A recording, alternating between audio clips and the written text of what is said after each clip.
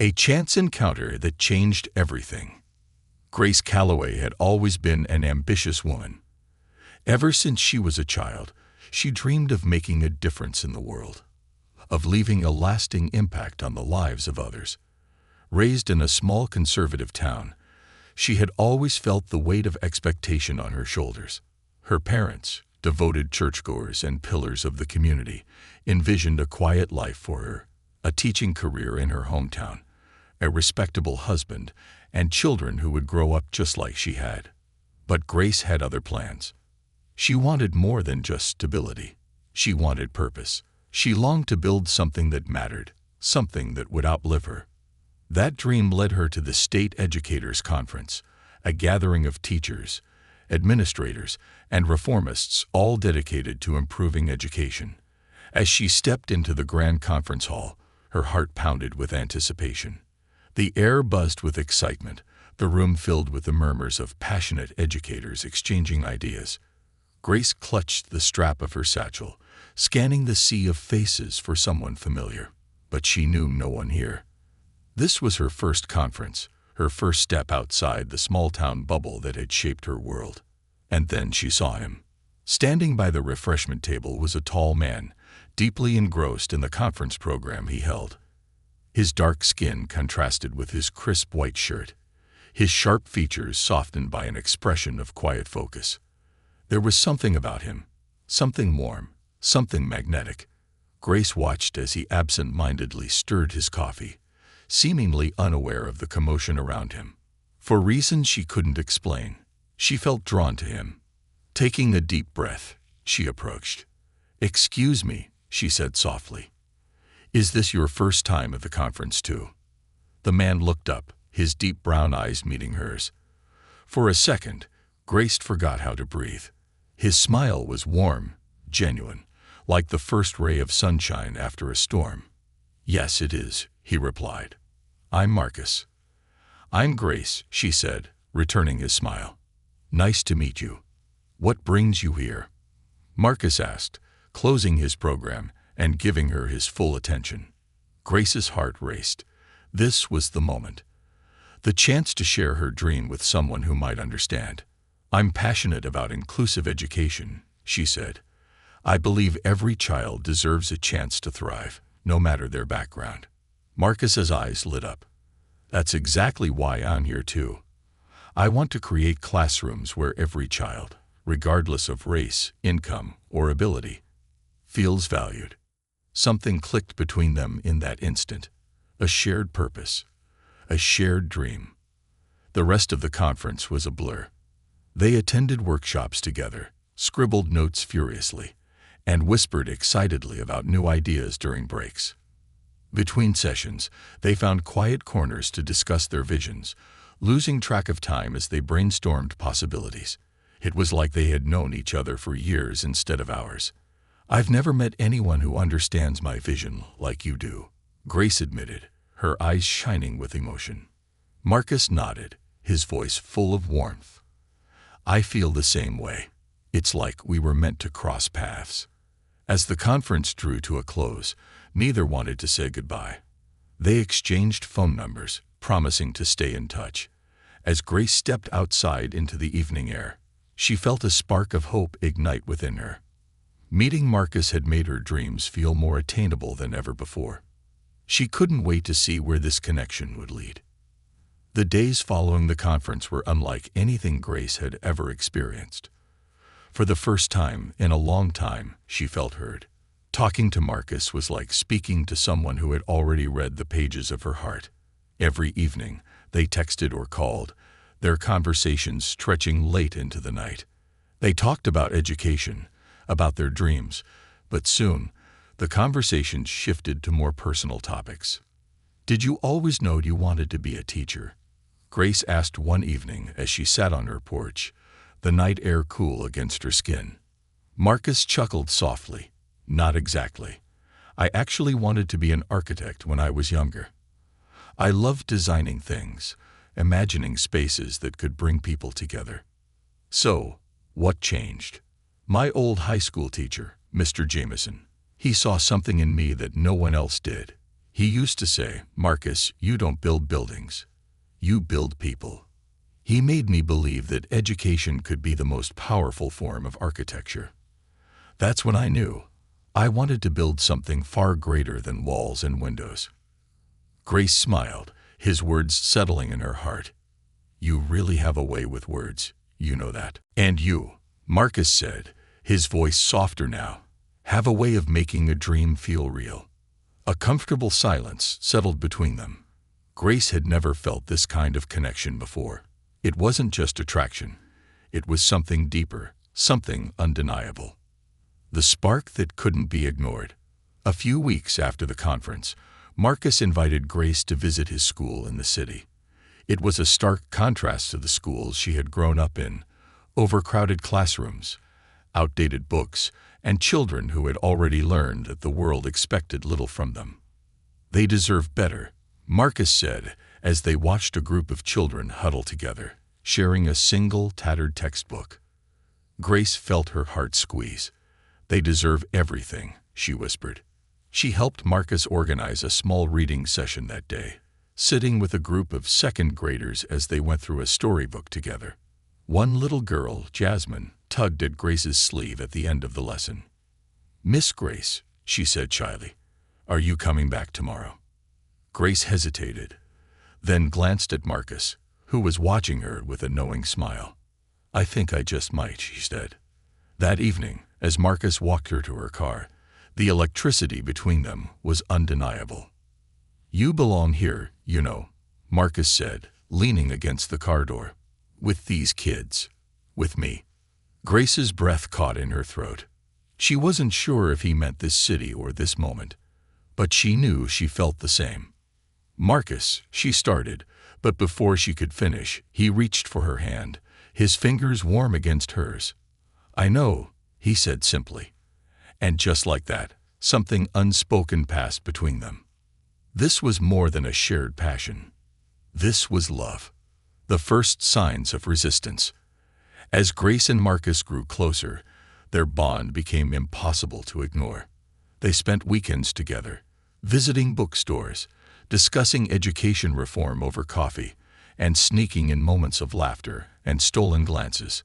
But not everyone was thrilled. The first sign of trouble came when Grace's mother called her one Sunday afternoon. "I saw a picture of you on Facebook," her mother said, her voice tight. Grace swallowed. "Oh, you were with that man, Marcus." Grace's stomach twisted. "Yes, Mom. Marcus, he's wonderful." A pause. Then, "Grace, people are talking. You know how our town is." Grace closed her eyes. She had expected this, but it still hurt. "And what exactly are they saying?" she asked, already knowing the answer. "That you're making a mistake." Grace's jaw tightened. "Loving someone isn't a mistake, Mom." Her mother sighed heavily. "You don't understand what you're getting yourself into. This isn't just about love. It's about the world you're choosing to live in. People won't be kind. Then they'll learn to be," Grace said firmly. Another silence. "You're throwing everything away," her mother said at last. "Your future. Your reputation." "Then maybe," Grace said, voice steady, "I never wanted that future in the first place." She hung up, her hands shaking. A love that wouldn't back down. The weeks that followed were filled with challenges neither Grace nor Marcus had fully prepared for. Whispers followed them when they walked hand in hand down the street. Longtime friends suddenly became distant. Marcus overheard parents at his school questioning whether he was fit to teach their children. Grace's colleagues at her school began making passive comments. "I just don't know how you do it, Grace. Isn't it complicated?"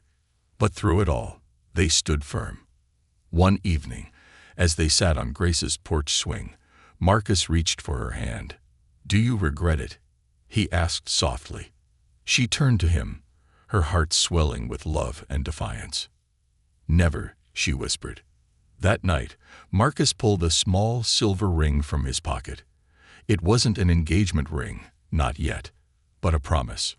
"One day," he said, slipping it onto her finger, "when the world stops whispering, when it doesn't matter anymore, I'll ask you for forever." Grace blinked back tears and squeezed his hand. "We won't wait for the world, Marcus. We'll change it." And in that moment, they both knew this wasn't just love. This was a revolution. Love in the face of fire. Grace and Marcus knew their love was special, but they also knew it wouldn't be easy. The world they lived in, the small, conservative town Grace had called home for so long, wasn't ready for a love like theirs. It started with whispers. Then came the looks. Then the walls began to close in. One evening, as they sat on the porch of Grace's childhood home, a pickup truck slowed down in front of the house. A group of young men leaned out of the windows, their voices dripping with malice. "Traitor," one of them sneered. Marcus tensed beside her, but Grace squeezed his hand before he could respond. The truck rumbled down the road, leaving behind only the echo of their taunts. "Let it go," she whispered. "They want a reaction." But inside, she felt something crack. She had known it wouldn't be easy, but she hadn't realized just how deeply rooted the hatred was. The town turns against them. The next few weeks were an avalanche of small cruelties. At the local diner, where Grace had been going since she was a child, the waitress who used to serve her with a smile now barely looked her in the eye. At school, some of Grace's colleagues stopped greeting her in the hallways. Others made little comments disguised as concern. "I just worry about your future, Grace. You're making things harder for yourself." She had spent her whole life believing that people were inherently good, that if she proved herself enough, if she showed them kindness, they would change. Now she wasn't so sure. At Marcus's school, things were even worse. Parents started requesting transfers for their children, claiming they were concerned about the environment. One mother even went so far as to call Marcus a bad influence, without ever having spoken to him. He had worked tirelessly to build a reputation as an excellent teacher, but now none of that seemed to matter. One afternoon, he came home earlier than usual, his jaw tight with frustration. "They're pushing me out, Grace," he admitted. "The principal called me into his office today. He said they're reconsidering my contract for next year." Grace's hands balled into fists. "They can't just do that. You're one of the best teachers they have." Marcus gave a bitter chuckle. "That doesn't matter to them. All they see is us." That night, as they lay in bed, staring at the ceiling, Grace whispered, "Maybe we need to leave this town, Marcus." She felt him stiffen beside her. "Running isn't going to change what's happening, Grace," he said. "But maybe we could go somewhere else. Somewhere where we don't have to fight so hard just to be together." Marcus sighed and pulled her closer. "I don't want to live in a world where we have to hide just to be happy." She buried her face in his chest. Neither of them had an answer. A wedding the town would never forget. Despite the tension, they pushed forward. Grace had never been the kind of woman to back down from a challenge, and neither was Marcus. So when he finally got down on one knee, holding out a simple but beautiful ring, she didn't hesitate. "Yes," she whispered, tears streaming down her face. 1,000 times yes. They had planned for a small wedding, an intimate ceremony with just their closest friends. But word spread fast. By the time the invitations went out, it wasn't just a wedding. It was a statement. It was a declaration. And the town didn't like it one bit. The threats started coming in. Anonymous phone calls. Notes slipped under Grace's door. People telling her she was making a mistake. Some of her childhood friends, women she had grown up with, refused to attend. Even her own mother wouldn't speak to her. "You're breaking this family apart, Grace," she had said over the phone. "I hope you know that." The day before the wedding, someone spray-painted the words, "Stay with your own kind," on the church doors. Grace stared at the message, her heart pounding. "Maybe we should cancel," she whispered, the first sliver of doubt creeping in. Marcus turned to her, his eyes fierce. "No, we don't let them win." So they didn't. On the day of their wedding, Grace walked down the aisle with her head held high. She wasn't wearing an expensive dress, There was no grand venue, no fairy tale setting. But when she met Marcus's gaze at the altar, she knew this was everything she had ever wanted. As the pastor spoke, the doors of the church swung open. A group of men stood there, arms crossed, watching. Marcus tensed, but Grace squeezed his hand. "Ignore them," she whispered. "They said their vows. They promised to stand together, to love each other through every storm." And when the pastor finally said, "You may now kiss the bride," Marcus pulled her close, sealing their love with a kiss that defied everything the world had thrown at them. The men at the door walked away. And Grace and Marcus, they stood stronger than ever. A dream takes shape. The fight didn't end with their wedding. If anything, it had only just begun. Marcus lost his teaching job. Grace was quietly passed over for a promotion. Doors that had once been open slammed shut, but instead of breaking them, it fueled them. One night, as they sat at their tiny kitchen table, Marcus spread out a map in front of them. "What if we built something better?" he asked. Grace frowned. "What do you mean?" He looked up at her, fire in his eyes. "A school, Grace. Our school. A place where every child, no matter their race, their background, their abilities, feels safe, feels seen." Her heart pounded. It was impossible. It was reckless. It was the most beautiful idea she had ever heard. "How?" she whispered. "We find a way," Marcus said simply. And just like that, their dream began to take shape, building a dream from ashes. The idea of starting a school seemed like an impossible dream. No funding, no support, no safety net. But Grace and Marcus had never let impossibilities stop them before. Sitting at their tiny kitchen table, lit only by the dim glow of a flickering lamp, they sketched out their vision. Papers covered in notes and diagrams lay scattered across the surface, ideas for classrooms, lesson plans, community outreach programs. "We don't just want a school," Marcus said, tapping his pencil against his notebook. "We want a movement, a place where no child is turned away. No labels, no discrimination, just learning." Grace leaned forward, her heart pounding. "We'll need a building, teachers, a curriculum, and," she hesitated, "money." That was the part that scared her the most. Marcus exhaled, rubbing his temples. "Yeah, and a lot of it." The first steps toward the impossible. The next morning, they got to work. First, they reached out to the local school board to inquire about funding and licensing. The response was less than enthusiastic. A middle-aged man with thick glasses peered at them over his desk. "An independent school, with no district backing. That's ambitious, to say the least." Grace straightened her spine. "We believe it's necessary. Even if you somehow manage to get through the legal process," the man continued, "how do you expect to afford it?" He laughed, shaking his head.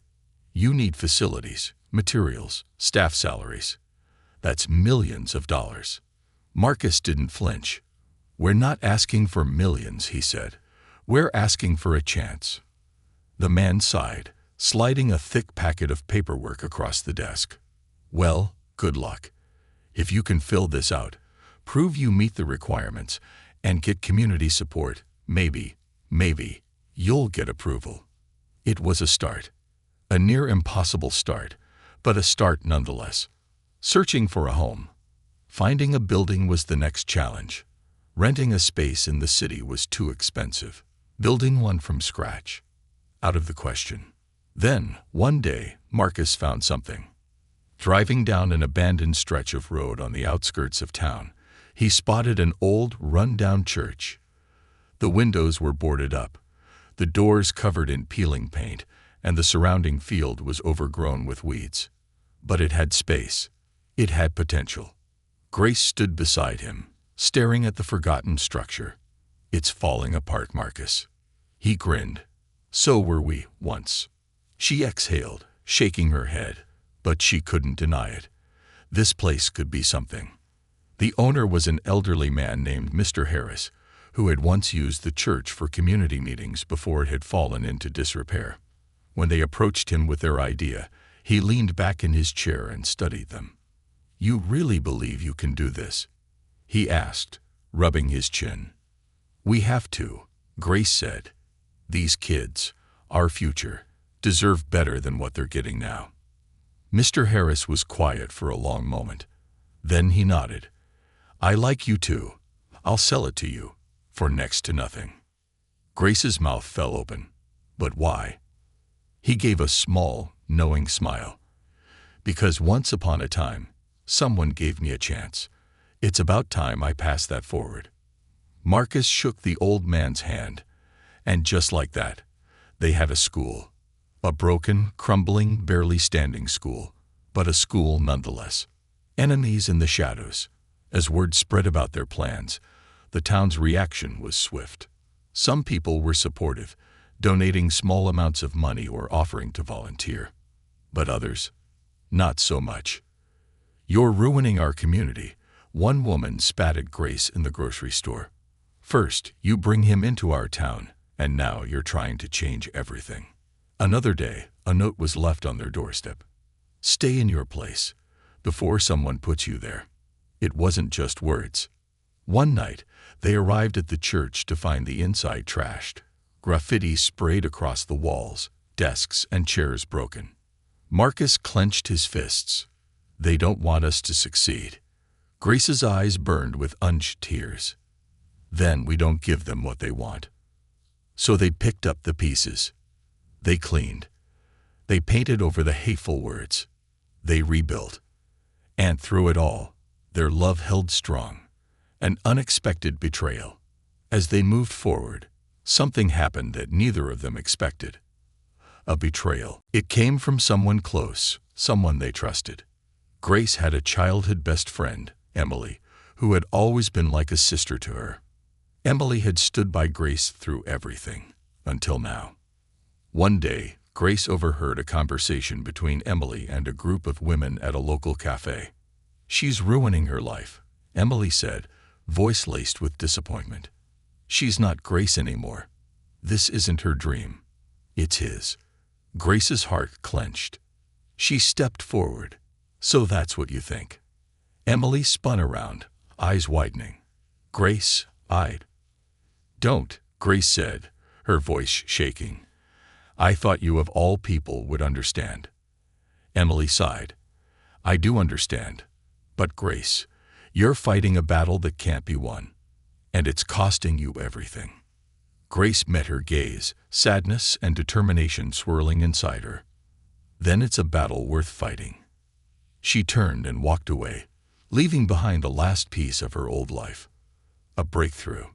Despite everything, the threats, the betrayals, the heartbreak, Grace and Marcus refused to back down. One night, as they sat on the church floor eating takeout, a thought struck Marcus. "We need funding," he said, "and we need it now." So they started an online fundraiser. They made a video, telling their story. They shared the struggles, the vision, the determination, and something incredible happened. The video went viral. Donations flooded in from people across the country. Teachers, parents, students, all sending messages of support. "You are changing lives," one woman wrote. "Never stop fighting," another said. Within 2 months, they had raised enough to officially open. Their school, their dream, was becoming real. A new beginning. On the first day of school, Grace stood at the entrance, watching as children, black, white, brown, walked through the doors, their eyes wide with excitement. Marcus stood beside her, his hand brushing against hers. "Look at them," he whispered. Grace felt a lump in her throat. They had done it. Against the odds. Against the hate. They had built something real. Something unstoppable. And this was just the beginning. The battle for their future. The first day of school was nothing short of a miracle. As Grace and Marcus stood at the entrance, watching the children filter in, some nervous, some excited, some holding their parents' hands tightly, Tears welled in Grace's eyes. This wasn't just a school. This was hope. Children from all backgrounds, black, white, Hispanic, Asian, mixed, walked through those doors, stepping into a place where they were truly welcome. Parents exchanged hesitant glances, some of them unsure, some of them still skeptical.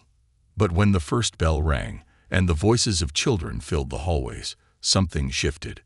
This was real. And for the first time, Grace and Marcus felt like maybe, just maybe, the world was finally ready for change. A community divided. The town, however, was not so eager to celebrate their success. The school had barely been open a week before the complaints started. At the town hall, a heated meeting was called. Grace and Marcus arrived to find an overflowing crowd. Parents, teachers from other schools, business owners, church leaders, and at the center of it all, Councilman Richard Thornton. He was the town's most influential figure, a man who had built his reputation on preserving traditional values. And right now, he had made it his mission to destroy their school. "I think we can all agree," Thornton began, standing at the podium, his voice smooth and commanding, "that education is important. But what we have here is not a school. It is an experiment, a dangerous one." Murmurs of agreement rippled through the crowd. Grace's stomach twisted. "They say they want inclusion," Thornton continued. "But inclusion at what cost? What standards are they following? What oversight do they have?" A woman stood up. "They aren't even part of the district." Another man added, "They're taking funding away from real schools." Marcus clenched his jaw, but Grace squeezed his hand. "Stay calm." Then Thornton leaned in, his voice dropping into something more insidious. "And let's talk about who is leading this school. A woman who abandoned her own community. And a man." He turned his gaze on Marcus, "who has no business teaching our children." Silence fell. The air was thick with unspoken meaning. Grace felt something deep and ancient rise in her chest, a fury she had never known before. Slowly, she stood. "Our school exists because the real education system has failed these children," she said, her voice steady. "You talk about standards. Tell me, where were your standards when kids were being pushed out of classrooms because of the color of their skin?" A hush fell over the room. Marcus stood beside her. "Where was your oversight when students were slipping through the cracks because they didn't have the resources they needed? You call this an experiment, but we call it justice." Thornton's jaw tightened. "This school will be shut down," he said coldly. "Mark my words." The attacks begin. Thornton made good on his threat. The next morning, a city inspector arrived, claiming to be conducting a routine assessment. "Fire hazards," the inspector said flatly, looking around the school. "Poor structural integrity. Might be unsafe." Grace and Marcus protested, but the report was filed. Days later, a letter arrived. The school would be shut down unless immediate renovations were made.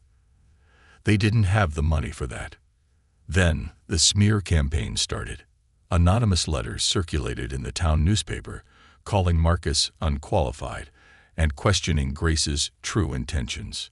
Online, false reviews popped up, claims that the school was unorganized and unsafe. Then, one night, someone shattered the front windows of the school. They arrived the next morning to find glass scattered across the floor, hateful words spray-painted on the walls. "This is not your place." Grace's breath hitched. Marcus's hands curled into fists. They stood there for a long moment, staring at the destruction. Then, without a word, they picked up brooms and cleaned it up. They would not be broken. A desperate gamble. With the school facing financial ruin, they had one last option, a fundraiser. But not just any fundraiser, a national one. Grace had an idea, a video. They sat down in front of a camera, raw and unfiltered, and told their story. Marcus spoke first. "I grew up in a school where no one believed in me, where I was just another kid society had already written off, and I told myself, when I got older, I would never let another child feel like that again." Grace's voice shook as she continued. We're not just fighting for a school. We're fighting for the right to exist, to teach children, all children, that they matter. They posted the video. And then they waited. The moment that changed everything. It started small. A few hundred shares, a few donations. Then, it exploded. Celebrities retweeted it. Teachers across the country rallied behind them. Parents shared their own stories of discrimination in schools.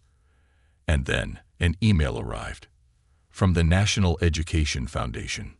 A woman named Sarah Miller, a philanthropist who funded progressive schools across the country, wanted to meet. The next day, Sarah arrived at the school. She was tall, with sharp eyes that missed nothing. I watched your video, she said, and I believe in what you're doing. Grace barely breathed. Sarah continued, I want to help. I'm offering you a full grant, everything you need to renovate, hire more staff, and expand. Grace gasped. Marcus grabbed her hand. But, Sarah added, this won't be easy. The opposition against you is strong. You'll need to be ready for the fight of your life. Grace and Marcus exchanged a glance. We were born ready, Marcus said. Sarah smiled. Then let's change the world. The fight for their future. The offer from Sarah Miller was a lifeline. A chance to turn their struggling dream into something unshakable. But it also came with a warning. You need to understand something, Sarah said as they sat in the empty school office, the weight of her words heavy in the air. If you accept my foundation's support, it's not just about money. You'll be stepping into the national spotlight. Every move you make will be scrutinized. Every misstep, magnified. Grace's heart pounded. We're not afraid, Marcus said, his voice steady. We knew this wouldn't be easy, but this school is worth fighting for. Sarah studied them for a long moment. Then she nodded. All right, she said. Then let's get to work. A school reborn. The next few months were a whirlwind of change. With Sarah's funding, they were able to renovate the school, fixing the broken windows, reinforcing the structure, and transforming the once dilapidated building into a vibrant, welcoming place. They hired new teachers, expanded the curriculum, created an after-school program for struggling students. For the first time since they had started, it felt like they weren't just surviving. They were thriving. And the world was watching.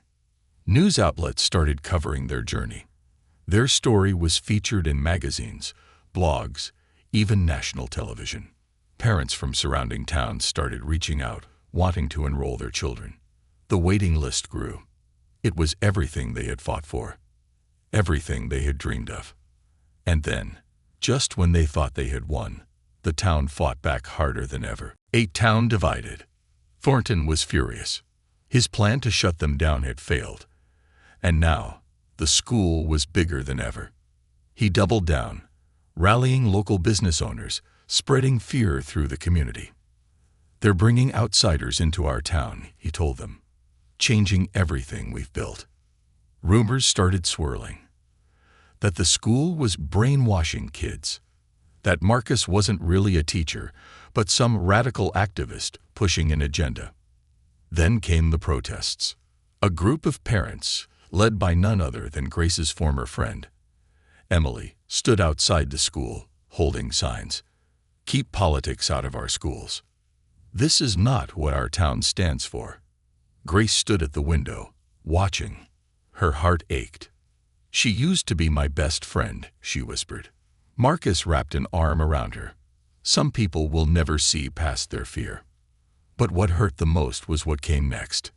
Grace's mother, the woman who had raised her, the woman she had spent her whole life trying to make proud, was standing with the protesters, holding a sign. This is not the way. Grace felt something inside her shatter. She stepped outside. People turned, murmured. Her mother saw her, but instead of lowering her sign, she lifted it higher. Mom, Grace said, her voice barely above a whisper. You're making a mistake, Grace, her mother said, shaking her head. This school, This life, it's not who you are. Grace swallowed the lump in her throat. You don't know who I am anymore, she said. Her mother's face twisted in something close to sorrow. And then she turned away. A fire in the dark. That night, Grace barely slept. Marcus sat beside her in bed, holding her hand as she stared at the ceiling. I don't know if I can keep doing this, she admitted. Marcus was quiet for a long moment. Then he whispered, Yes, you do. She turned to him, her eyes burning. How do you know? Because we didn't come this far just to quit. Because if we stop now, they win. And because you are the strongest woman I've ever met. A tear slipped down her cheek. She closed her eyes. And she knew he was right. The next morning, she walked into the school with her head held high. Let them protest. Let them talk. She wasn't here for them. She was here for the kids. And she wasn't leaving. A shocking attack. But the fight was far from over. One evening, as Marcus locked up the school, he noticed something strange. A car parked across the street, its engine running. He frowned. Something about it felt wrong. He turned to head back inside. And then it happened. The explosion shook the ground. The windows shattered. Flames erupted from the side of the building. Marcus barely had time to react before he was thrown backward. Smoke filled the air. The fire alarm screamed. Somewhere in the distance, Grace's voice was calling his name. But all he could see was fire. Rising from the ashes, Marcus couldn't breathe. The explosion had sent him flying, and now smoke was thick in the air, choking him as he struggled to push himself up. His ears rang. His vision swam. The school, their school, was on fire. Then he heard it. Marcus. Grace's voice cut through the chaos. He forced himself up, stumbling toward the sound. His shoulder throbbed from the impact, but he ignored it. He had to get inside. He had to get to Grace. Fire spread along the walls of the front office, creeping up toward the ceiling. The air was filled with the acrid scent of burning wood and chemicals. Papers fluttered through the air like dying birds, singed at the edges. Marcus barely made it inside before he saw her, Grace, coughing, trying to grab what she could from her desk before the flames consumed it. Grace, he shouted. She turned, eyes wide with panic. Marcus. He ran to her, grabbing her arm. We have to go. Now. But the student files, the applications, everything. Forget them, he said firmly. We'll rebuild. It was only when they were outside, watching their dream go up in flames, that the full weight of it hit them. The fire department arrived minutes later, but it was too late. The school was gone. Grace stood frozen, her breath hitching, watching the place she and Marcus had poured their souls into reduced to blackened rubble. Someone had done this, and deep down, she already knew who. The face of betrayal. By the next morning, news of the fire had spread like wildfire. The local news stations covered it. Mysterious fire destroys controversial school. But Grace knew there was nothing mysterious about it. This was deliberate. And then the police confirmed it. Arson. Marcus clenched his fists as he listened to the officers explain that someone had broken into the school and set multiple fires in different rooms. This was planned, one officer said. This wasn't an accident. Grace closed her eyes, bile rising in her throat. Then, something worse, a suspect. And it wasn't Thornton. It wasn't the protesters. It was someone closer. Someone trusted. Emily. Grace's former best friend. Her mouth went dry as she stared at the police officer in disbelief. That's not possible, she whispered. But then, the evidence came in. Security footage from a nearby business. A blurry but unmistakable figure slipping inside the building the night before. Emily. Grace felt something inside her break. She had known Emily was against the school, that she had joined the protests. But this was hatred. This was personal. Confrontation. Grace didn't think. She drove straight to Emily's house. Marcus barely had time to jump in the passenger seat before she slammed the car into park in front of Emily's small suburban home. She stormed up the driveway and banged on the door. It took a moment before it opened. Emily stood there, her eyes widening. "Grace, you did this." Grace's voice shook. Emily's face hardened. "I didn't mean." "You burned our school down." Grace's hands trembled. "You ruined everything we built." "Why?" Emily folded her arms. "Because you didn't listen. Because this school was dividing the town." "Because." "Because what?" Marcus said coldly. Emily's lips thinned. "Because you were supposed to be one of us, Grace, and you're not anymore." Something in Grace shattered. "You were my best friend." Her voice was raw. "And you hate me that much." Emily's jaw clenched. "I did what had to be done." Grace shook her head. "No, you did what Thornton wanted you to do."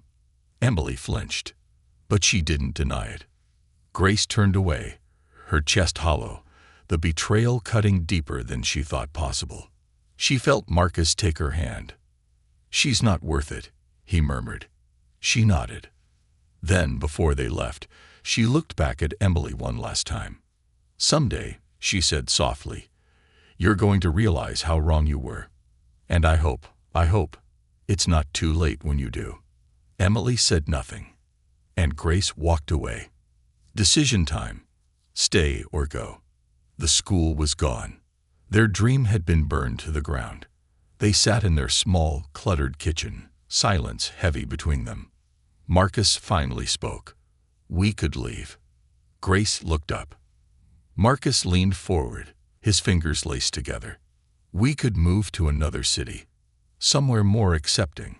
Start fresh." Grace swallowed. It would be so easy. To pack up, to walk away, to leave the town, the pain, the memories behind. She exhaled. And then she shook her head. "No," she said. Marcus blinked. "No." She looked at him, fire in her eyes. "If we leave now, they win. Thornton wins. Emily wins. Everyone who ever doubted us wins." She leaned closer, her voice a whisper. "But if we stay, if we rebuild, then we show them that they can't break us." A slow smile spread across Marcus's face. "Then we stay," he said. Grace nodded. They weren't done. Not by a long shot. The community strikes back. They weren't alone. The day after the fire, parents and students began showing up. Some brought food. Others brought supplies. And some just came to say, "We still believe in you." Even people who had once been against the school started realizing what had been taken from them. One father, who had once questioned if Marcus was fit to teach, shook his hand firmly. "I was wrong about you," he admitted, "and I won't stand by while they try to take this away from our kids." Thornton had underestimated them. He had thought burning the school down would be the end of it. But what he didn't realize was that fire doesn't destroy a dream. It forges it. And so, as the town watched in shock, Grace and Marcus did the impossible. They started again. The final stand. The fire had taken everything. But it hadn't taken them. Grace and Marcus stood side by side in the charred remains of their school, the scent of ash still thick in the air. The walls were blackened. The classrooms were gone. And yet, beneath the destruction, the foundation still stood. It was a sign. They were not done. They would rebuild. A town divided. In the days that followed, their fight became national news. The media called it the school that wouldn't die. Support poured in from across the country. Donations, volunteers, teachers offering to help. But Thornton wasn't finished. If anything, he was more furious than ever. "They should leave," he said on the local news. "This isn't their town anymore." And for the first time, people argued back. Parents, business owners, even the mayor. "Enough," the mayor said. "This town isn't about hate, and we're not letting a man like you decide our future." Thornton seethed. So he went for the kill. The lawsuit. 1 week later, Grace and Marcus received a legal notice. Thornton had sued them. The claim? That their school had been running illegally, that they had violated zoning laws, that the fire was proof the school was a public safety hazard. If they lost, the town would shut them down permanently. Marcus threw the letter onto the table. "He's desperate." Grace exhaled. "He's trying to bleed us dry. If we get tied up in court, we won't have the money to rebuild."